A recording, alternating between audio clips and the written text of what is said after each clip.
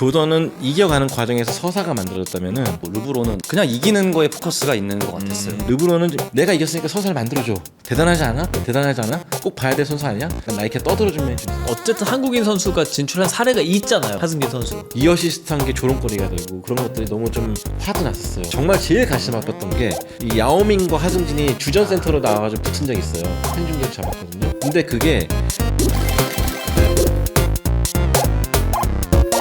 네, 안녕하세요. 돈이 굴러가는 스포츠 이야기. 저는 오늘도 함께합니다. 빅MC 김빅토리아노입니다. 오늘 머니그라운드 주제는요, 기다리신 분들 많죠. 농구 이야기 해볼 겁니다. 두 분과 함께 이야기 나눠보도록 하겠습니다. 네, 안녕하세요. KBSN과 쿠팡에서 농구 해설하고 있는 손대범이라고 합니다. 반갑습니다. 너무 반갑습니다. 안녕하십니까. 저는 NBA 유튜브 하고 있는 쭈바라고 합니다. 네. 아니, 위원님은 사실 우리 농구 좋아하는 사람들한테는 모르면 간첩이잖아요. 그럼요. 아까 뭐 대기실에서 사인도 받고 하시던데요? 네, 책을 많이 내셨는데 제가 이제 유튜브 하면서 농구적으로 좀 알아야 되는 게 많았는데 워낙 정보가 많으시니까 네. 책 보면서 많이 공부를 했었어요. 딱 잡혔다 그래서 기회다.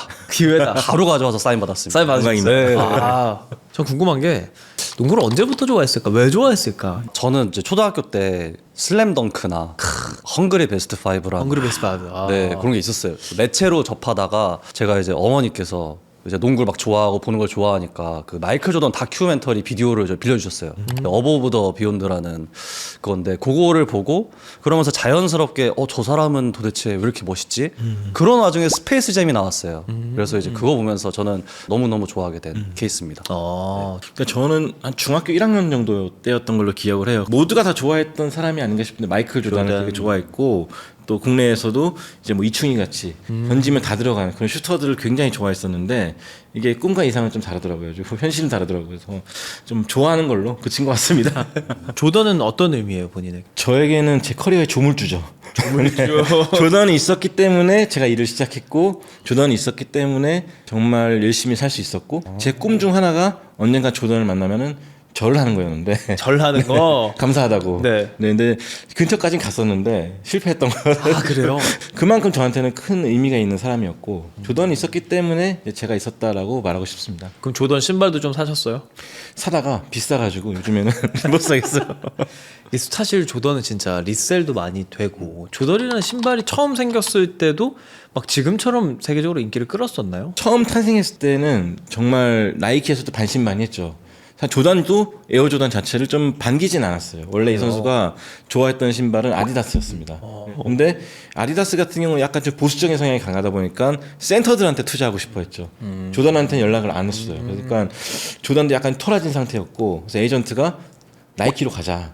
나이키가 잘해줄 거다 해서 확신이 있었던 것 같아요. 근데 그때 에피소드 중 하나가 조던을 보면서 나이키 사람들이 정말 쟤는 애구나 라는 생각하셨대요. 왜냐면은 그 비즈니스 회의인데도 혼자 뭐 딴 생각하는 듯이 끄적끄적 거리고 귀가 듣지도 않고 한마디로 나이키가 좀 싫었던 거죠. 그런데 나이키도 사실은 나도 사실 너가 좋진 않았어. 그러면서 계약 조건을 좀 까다롭게 냅니다. 3년 내로 신인상, 올스타 이런 거 못하면은 계약 기간 1년 단축시킬 거야. 그런 조건으로 이제 계약을 체결하게 됩니다. 에어조던이나 농구가 탄생하게 되고 공존의 히트를 치게 되죠. 그 광고도 타게 되고 나이키의 위상도 달라집니다. 조던의 인생도 달라졌죠. 더 말할 게 없이 저게 이제 저 디자인이 예. 사실은 85년도에 나온 건데 이게 85년도에 나왔다고요? 저 디자인이 에어조던 1이에요. 방금 말씀하신 그 첫 이제 히트를 친 상품인데 아직도 저렇게 리메이크되고 또 제가 잡힐지 모르는데 또 신고 왔습니다. 이렇게 좀 들어서 보여주세요. 네, 이렇게 좀 지저분해서 로우컷. 네, 로우컷. 이것도 원이에요. 그러니까 아직도 그 시대에 만들었던 이 디자인을 아직도 저희가 신고 있어요. 뭐 이거면 말 다 하지 않나 싶습니다, 저는. 또 리셀로도 엄청 팔리는데 근데 네. 그냥 근본적으로 잘 모르는 사람들 생각하기에 근데 그 신발 왜 이렇게 비싸? 그냥 운동화 아니야? 생각할 수도 있잖아요. 조던 거니까. 예, 조던 1부터 11, 12까지 이르기까지 조던의 그 농구화에 담긴 그 스토리들, 네. 또 디자인적인 특징들, 기능들 이런 걸 보면은 상당히 좀 스토리가 다른 시그니처 농구에 비해 좀 깊고, 그래요? 또 승자의 역사를 같이 해왔기 때문에 더 이제 밸류가 높아진 게 아닌가 싶고요. 그럼 처음 이 이게 원래 정가는 그렇게까지 비싼 게 아니었던 거죠? 근데 처음에도 사실 구하기 힘든 농구화는 맞았어요. 아, 그때도? 일반 가정에서 중산층에서 사기에는 약간 고민하게 만드는 그런 가격이었음에도 불구하고 굉장히 농구화가 잘 팔렸고 이것 때문에 사건 사고도 많았습니다. 실제로도 한 청소년의 농구화를 샀는데 이걸 약탈하는 과정에서 아이고. 살해 사건도 났었고 아이고. 그래서 뉴스에도 크게 났습니다. 그래서 이거를 이제 기자들이 또 조던한테 책임을 묻기 시작하죠. 조던은 근데 그런 거에 대해서 일절 답변을 잘 안 했어요. 네, 그 민감해질 만한 주제에 대해서는 거의 답변을 안 했고 또 그 당시에는 SNS나 트위터 같은 게 없다 보니까 그런 것들이 또 이슈가 크게 되진 않았어요. 그 당시에 SNS가 있었으면 욕도 많이 먹었을 거예요. 그렇겠죠. 인성이 그렇게 좋으신 분은 아니라. 맞아. 신격화가 됐는데 그게 SNS가 좋아, 없었기 좋아, 때문이죠. 좋아. 네. 뭔가 이렇게 팀원들 이렇게 막 열심히 해라 네. 뭐 이러면서 이제 어. 시대를 참 잘 타셨다. 맞아. 네. 조던의 재평가 시급. 근데 그만큼 말씀하신 것처럼 승리의 역사를 어쨌든 함께 했으니까 애처럼 계약 시간에 이렇게 했다고 하더라도 만들어낸 결과물이 너무나 멋졌잖아요. 자, 나이키랑 조던. 그래서 어느 정도 벌어들였을까 궁금한데요. 조던 시리즈로 인해서 여태까지 벌어둔 돈이 뭐 70억 불? 약 9조 정도로 추산이 되고 있는데 그만큼 에어조던 시리즈가 나이키에서 차지하는 것들 그리고 여태까지 나이키 역사상 팔린 농구화에서 탑10의 대부분을 조던 시리즈가 차지할 정도로 높고요. 조던은 뭐 얼마 정도 있을까 그러면? 조던이 여기서 5%씩을 떼어갔다고 하니까 그러면은 이제 5천억 정도를 커리어에서 벌어들인 셈이죠. 그러니까 말도 안 되는 돈이에요, 사실은. 그냥 가만히 있어도 조던이 잘 팔림으로 네. 그 정도 돈을 버는 거예요. 에어 조던 시리즈로 인해서 벌린 돈이고 또 그 외에 조던이 선수로서 벌어들인 것, 다른 CF나 다른 사업 투자로 인해서 번 것은 또 다른 얘기죠. 그러니까 조던이 역시나 이 농구 선수 중에 최초로 구단주가 된 것이 이런 에어 조던이 큰 백그라운드에 있었다고 볼 수 있습니다. 야, 너무 위대한 선수고 네, 정말 사랑합니다. 네. 보진 않겠지만 사랑해요. 근데 나이키가 조던이랑 계약을 하면서 어떤 한 스포츠 스타와 그 브랜드가 이렇게 동일시된다라는 느낌을 거의 처음으로 줬던 선수가 아닐까도 싶거든요. 그만큼 의미가 좀 있는 것 같아요. 맞아요. 또 에어 조던 하면 그 마크가 참 기가 막히지 않습니까? 이 마크. 네, 그게 또 공전 히트를 치면서 사실 조던의 아성을 넘길 만한 것은 없다고 생각해요. 뭐 만약에 예를 들어 원퍼맨이면 원퍼맨 그 자체다.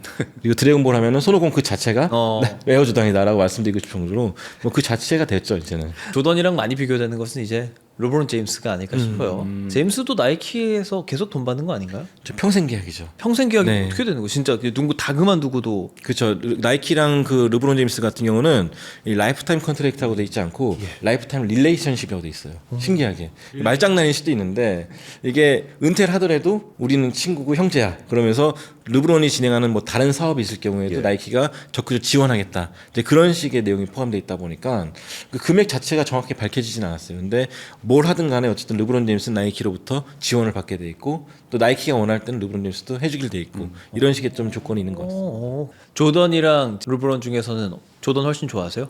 비교가 안 되게 조던을 더 좋아합니다. 아 그래요? 일단 마이클 조던은 도전을 해서 이겨내는 거에 좀 더 포커스가 있고 르브론은 아시겠지만 그냥 이기는 거에 포커스가 있는 것 같았어요. 그러니까 조던은 뭔가 팀을 내 힘으로 성장시켜서 도전하고 지더라도 다시 한번 부딪히고 그러면서 스토리를 만들어냈는데 르브론은 이제 약간 MG인 거죠. 굳이 내가 여기서 고생하면서 할 필요 없이 조금 쉽게 우승할 수 있다. 뭐 그런 어떤 선수 파워를 좀 더 키워준 장본인이라 대단한 선수죠. 뭐 제가 감히 그 둘을 평가하는 건 좀 그럴 수 있는데 이미 평가 많이 하셨어요. 네.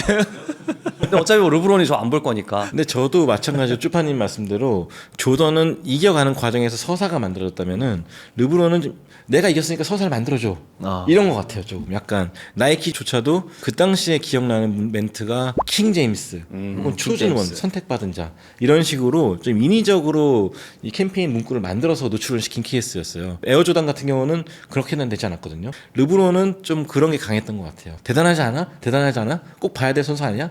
이런 식으로 좀 약간 나이키가 떠들어준 면이 좀 있었어요. 물론 르브론 제임스도 어릴 때 어렵게 자랐고 뭐 그런 건 있겠지만 대스타처럼 행동을 하다 보니까 좀 약간 정이 안 가는 분도 있었고. 근데 그렇게 선수마다 나오는 그런 시그니처 라인 매년 나오게 되는 건가요? 그건? 그렇죠. 계약을 하면 이제 선수별로 시리즈가 나오지 않습니까? 그렇죠. 시리즈가 나오고 뭐 에어조던은 에어조던이고 지금 나이키의 뭐 르브론 시리즈 르브론 맞아요. 그리고 뭐 KD 케빈 듀란트 그 시리즈 뭐 나이키를 넘어가서 다른 브랜드들도 이제 대표 선수의 시그니처는 계속 발매가 되고 있어요. 조던이 은퇴했을 때 후계자를 찾아야 되니까 이 다른 선수들 시그니처 라인도 계속 나오기 시작했어요. 특히나 이제 앰퍼니 하더웨이라고 이제 조던의 뭐 렉스트 조던이다라고 평가를 받았던 선수도 이제 농구화가 나왔는데 사실 시그니처 농구화 같은 경우는 좀 성공을 하려면은 상징성도 있어야 되지만 꾸준함도 있어야 되거든요. 근데 그 렉스트 조던을 평가받았던 선수 대부분이 뭐 부상으로 좀 커리어가 좀 짧아졌다거나 좀 빛을 못 본 케이스도 많았기 때문에 조던의 아성을 좀 넘는 건 실패했죠. 네, 오늘 근데 참고로 저희 특집이 농구 특집이지 조던 특집은 아니거든요. 네. 그럼 조던 말고 좋아했던 뭐 다른 농구화 없으세요? 저는 오히려 코비를 좀 더 좋아했던 것 같아요. 코비 같은 경우가 에어조단 같은 경우는 약간 좀 난해한 디자인도 많이 나왔잖아요, 나중에는. 근데 코비는 좀 간단 명료한 것도 많았고 또 저는 로우컷을 굉장히 좋아해가지고 예. 코비 시리즈를 좀 더 많이 신었던 것 같고요. 코비가 안타까운 헬기 사고로 세상을 떠난 뒤에 이제 프로토라고 해가지고 예. 다시 재해석돼가지고 나온 농구화가 있는데 디자인도 그렇고 성능도 그렇고 나쁘지 않아서 인기가 많이 얻고 있습니다. 저는 이제 조던을 좋아했고 그다음 코비도 좋아했는데 이제 저희 나이 사람들은 알렌 아이버슨을 되게 좋아했었어요. 알란 아이버스 네. 이렇게 토시 항상 토시하고 하고 블랙이 머리하고 그쵸, 목걸이 하고 맞아요. 제 생각엔 한 획을 그은 선수예요. 그런 문화 쪽으로. 근데 아이버슨이 이제 리복 브랜드랑 이제 계약을 했었어요. 그래서 이제 그분 별명이 디 앤서인데 농구하는 또 앤서인데 퀘스천으로 나와버려가지고 근데 그게 이제 공존의 히트를 쳤어요. 그게 이제 다들 아시겠지만 아이버슨이 루키 때 조던을 상대로 크로스오버에서 제치고 맞아. 득점하는 거 짤을 많이 보셨을 거예요. 그때 신었던 게 이제 퀘스천 네 그거라서 저는 그게 좀 기억이 납니다. 브랜드랑 스폰서 계약을 하면 계속 돈으로 그냥 받게 되는 거예요? 돈도 받게 되고 예. 또 농구화도 협찬을 받게 되고 그런 규정이 따로 있는데 이게 뭐 일단 대부분 봤을 때는 5년에서 7년 정도 계약을 맺는 게 일반적입니다. 시그니처 농구 같은 경우는 그때는 뭐 옷도 그렇고 돈도 받고 또 여러 가지로 이제 지원도 받게 돼요. 뭐 품위 유지비라든지 뭐 이동할 때 혜택이라든지 그런 것도 받게 되는데 이 NBA 선수들 같은 경우는 좀 자기만 챙겨가지 않고 약간 좀 어떤 선수가 악질 같은 경우는 우리 형도 있는데 우리 형도 챙겨주면 안 돼? 우리 삼촌이 있는데 삼촌 챙겨주면 안 돼? 이런 식으로 좀 계약을 좀 부풀리게 돼요. 그래서 좀 이 계약서가 한번 밝혀져가지고 논란이 된 적이 있었는데 데릭 로즈 같은 케이스였어요. 데릭 로즈가 어떻게 보면 마이클 조던의 계보를 이을 이 시카고의 또 대스타였거든요. 또 실제로 시카고 출신이기도 했었고 그런데 이 무릎 부상 때문에 커리어가 짧아져서 시리즈 자체도 약간 조금 안 좋아진 케이스였어요. 근데 나중에 이제 그 계약서가 나중에 유출된 적이 있었는데 데릭 로즈뿐만 아니라 일개 가족을 다 챙겨줘야 되는 그런 계약이었더라고요. 그래서 아디다스 입장에서는 투자는 투자대로 하고 돈은 쓸데없는 데 쓰고 선수는 또 선수대로 단명하다 보니까 좀 농구화 자체가 히트를 못 친 케이스였어요. 또 로즈 입장에서는 또 계약을 잘했다고도 볼 수 있는. 엄청 땡긴 거죠. 네. 그런데 땡긴 거죠. 그런데 어떤 한 선수가 정말 브랜드로까지 성장을 하기까지 이 서사에서 어떤 게 가장 중요하다고 생각하세요?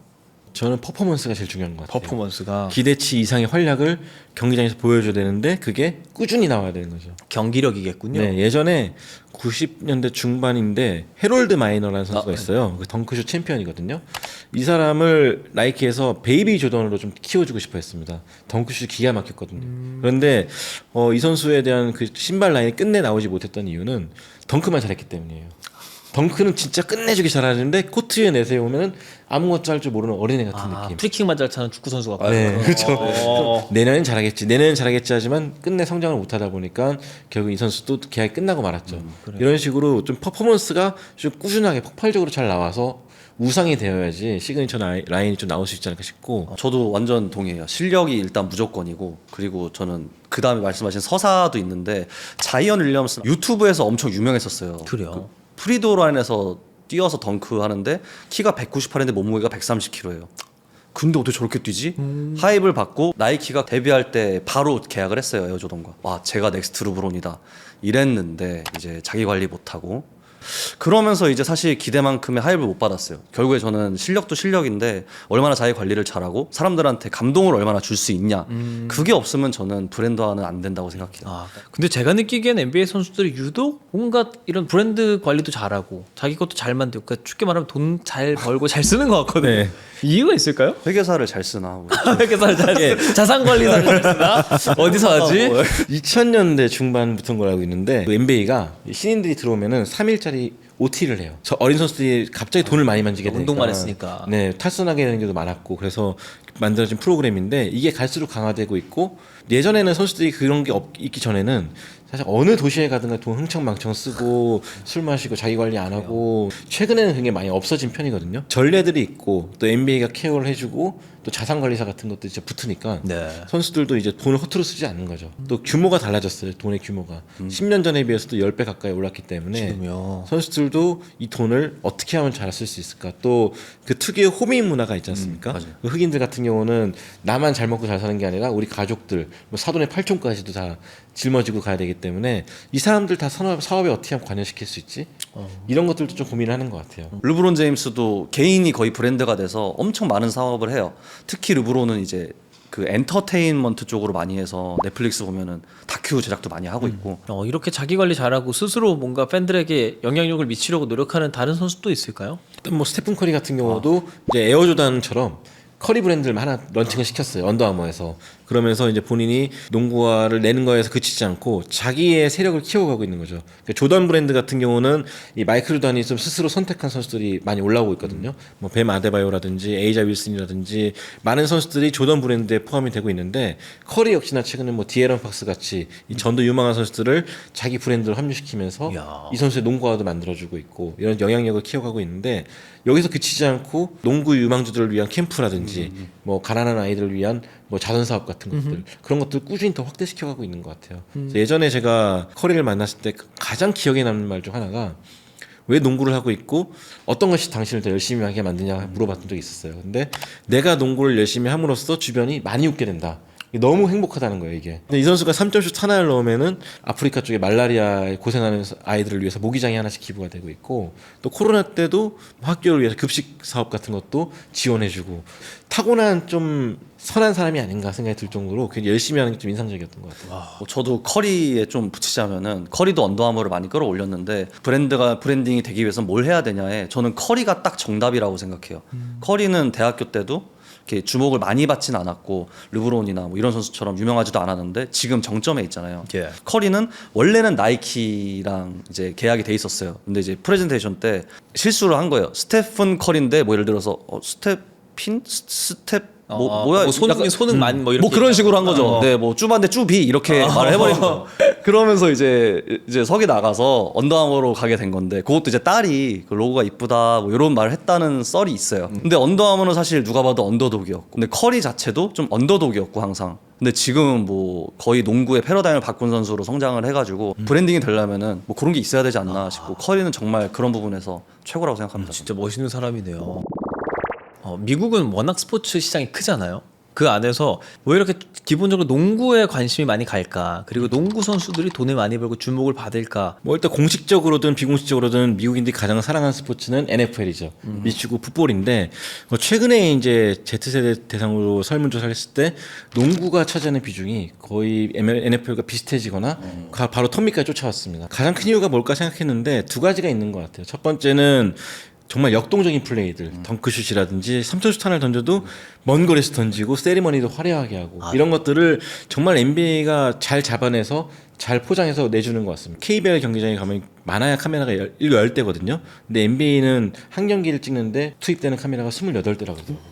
거기다 SNS용으로 10대 투입되고. 그 조그만 데서요? 네, 그러니까 그 사방에서 찍은 카메라 베스트 컷을 SNS로 내보내고 TV로 내보내다 보니까 더 많이 역동적으로 노출되고 포장되는 것 같고요. 두 번째로는 미식축구 같은 경우는 헬멧을 쓰고 있고 야구도 좀 멀리 떨어져 있고 농구 같은 경우는 이게 딱 잘 전신이 잘 드러나고 제일 가깝잖아요. 그러다 보니까 팬들 입장에서 봤을 때도 제일 좀 가깝게 느껴지지 않을까 생각이 듭니다. 그래서 농구가 특히나 또 젊은 세대들한테 인기가 많지 않을까 싶어요.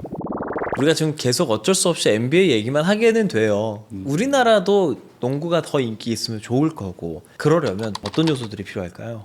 저는 선수들이 우상이 돼야 되지 않을까 생각이 듭니다. 플레이로든 어떤 방식으로든 간에 되게 닮고 싶은 사람이 돼야 되는데, 근데 어릴 때는 나는 맥도웰 할래, 넌 이상민 해, 뭐 그런 식의 그치. 이런 대입이 가능한 플레이 특징이 있었죠. 키 좀 크면 다 서장훈이잖아요.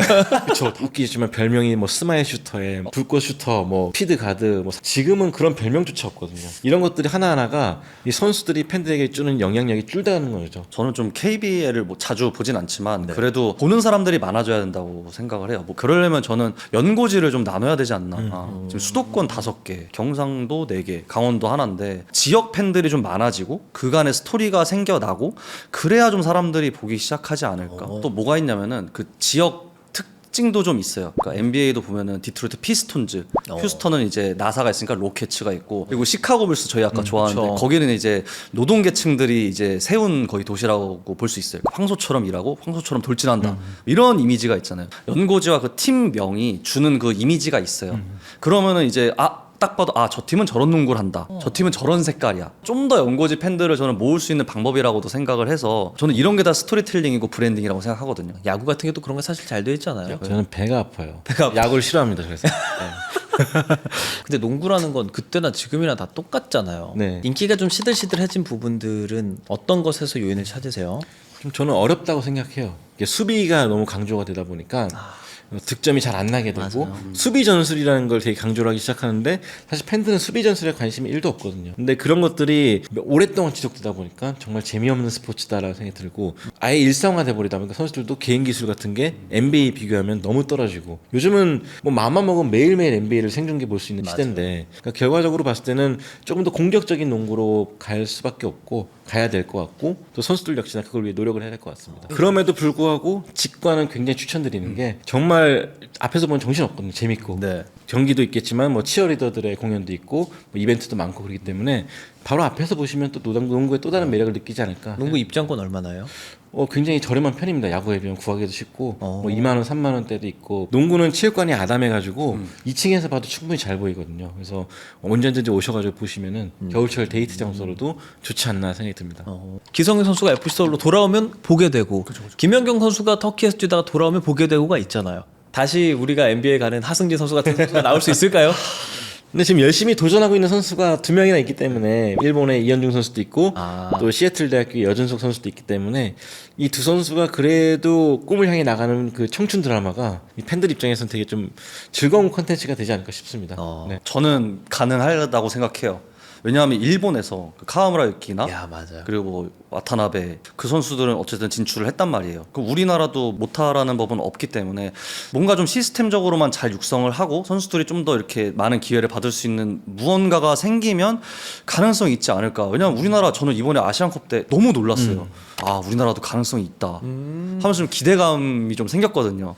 언젠간 제 채널에서도 KBL 한번 이렇게 컨텐츠 만들고 싶다 이런 생각이 들어가지고, 저는 가능성이 있다고 생각해요. 좀 시간은 걸리더라도 어느 정도의 투자나 이런 것만 있으면 전 충분히 가능하다고 생각합니다. 그럼 만약에 말씀하신 그런 선수들이 진출을 한다, 미국에, 좀 현실적인 것들 한번 얘기해 주시면 좋을 것 같은데. 사실 근데 이현중 선수가 드래프트에 참여를 한 적은 있었어요. 네. 근데 이제 안 되긴 했는데, 일단 메인 역할을 할 수는 없을 거예요. 아마 냉정하게 봐서. 왜냐하면 그 일본에서 진출한 선수들도 결국에 롤플레이어 정도로 하고 있는데, 저는 근데 그 정도만 하더라도 성공적인 거라고 생각을 해요. 경기당 10분이라도 네. 좀 뛸 수 있는 환경만 되면 좋을 것 같고, 저는 가능성은 조금 어려울 수 있겠지만 그래도 저는 너무 바라고 있습니다. NBA가 2군 리그를 G리그라고 그러거든요. G리그가 아니라 본 무대에서 12번째 선수로 자리에 앉기만 해도 저는 선수 농구적으로든 경제적으로는 대성공이라고 생각해요. 한 선수가 이 G리그에서 5년을 뛴 것과 NBA에서 1년을 뛴 것과 연봉 차이가 1년이 더 훨씬 많다 그래요. 몇 배가. NBA 끝자락이라든 3년짜리 계약을 하나 맺는 게 굉장히 커리어로서는 평생 갈 이득이라 볼 수 있고, 선수 명성으로도 봤을 때도 일단 앉기만 해도 대성공이다. 우리나라 농구 역사에 남을 만한, 전설이 될 만한 대성공이 아닌가 싶습니다. 그러면 어쨌든 한국인 선수가 진출한 사례가 있잖아요. 네. 하승진 선수. 그때 어떠셨어요? 전 되게 뿌듯했죠. 저는 개인적으로 농구 선수, 우리나라 선수의 성공 기준은 NBA에 발을 걸치는 것, 계약서에 서명하는 것 자체가 대성공인 것 같아요. 가문의 영광이라 보는데, 오랫동안 NBA 보신 분들은 야, 적어도 NBA 선수면 나와서 10.5 리바운드를 해야지, 이런 기준이 다 있지 않습니까? 그것도 못하면 뭐 선수야? 라고 바라본다면 어쩔 수가 없는 거예요. 저는 정말 대견했거든요. 영어도 익숙하지 않은 선수가 가가지고 엄청 자기보다 큰 선수들, 빠른 선수들 대상으로 매일매일을 견뎌가는 것 자체가 보기만 해도 눈물 나고 막 대단한 성과였는데 존경스럽고 말씀하신 대로. 그런데 우리가 너무 홀대한 게 아닌가 전설을. 실제로 일본 선수들 같은 경우는 그런 나갈 때마다 협회부터 시작해서 모든 사람들이 나이키 브랜드도 그렇고 다 지원해주고 박수 쳐주고 돌아왔을 때도 값진 도전이었어. 그러면서 도전에서 뭐가 좀 아쉬웠는지 적어가서 다 후배들한테 알려주고 이런 게 있는데 우리나라는 너무 기준이 높은 것 같아요. 이 어시스트한 게 조롱거리가 되고 그런 것들이 너무 좀 화도 났었어요. 정말 제일 가슴 아팠던 게 이 야오밍과 하승진이 주전센터로 나와가지고 붙은 적이 있어요. 포틀랜드 휴스턴이. 그래서 그때 저희 채널도 새벽 1시 경기인데도 생중계로 잡았거든요. 근데 그게 같은 시간대에 검정고무신 13번째 재방송하는 것보다도 시청률이 안 나왔단 말이에요. 그러니까 너무 화가 나는 거예요. 그러니까 아 이게 우리나라 NBA가 참 인기가 없구나라고 느꼈던 것 같고, 근데 만약에 지금 같다면은 SNS가 있으니까 그래도 조금 더 홍보되지 않았을까? 위대한 첫 발걸음을 뗀 사람이다라고 보고 싶습니다. 네. 두 분께 공통적으로 마지막 이런 질문 드리고 싶어요. 역대 본인이 생각하는 NBA 스타 중에 가장 성공한 사람은 누굴까? 먼저 말씀하시죠. 감사합니다. 마이클 조던입니다. 뺏기실까봐. 예. 선수 커리어도 너무 완벽했고, 사실 농구 선수를 넘어서 우리가 역대 최고의 스포츠 스타가 누구냐 네. 했을 때 나오는 게 마이클 조던이잖아요. 근데 저도 여기서 한 스푼 더 붙여서 구단을 소유했다는 것 자체가 어쨌든 흑인 구단주가 많지는 않거든요. NBA가 아무리 뭐 활성화되고 인기가 많다 그래도 사실 흑인 구단주가 나온 적이 많지 않았어요. 근데 그것만큼 성공한 삶은 없다. 선수로서도 그렇고 한 브랜드의 수장으로서도 그렇고 모든 것을 좀 이룬 사람이 아닌가 생각이 듭니다. 그러면 좀 다르게 질문 드릴게요. 다시 태어난다면 난 어떤 농구 선수로 조던 멋있지만 내가 조던으로 사는 건 또 다를 수 있거든요. 저는 네. 커리. 커리. 왜냐면 조던은 좀 외로웠어요.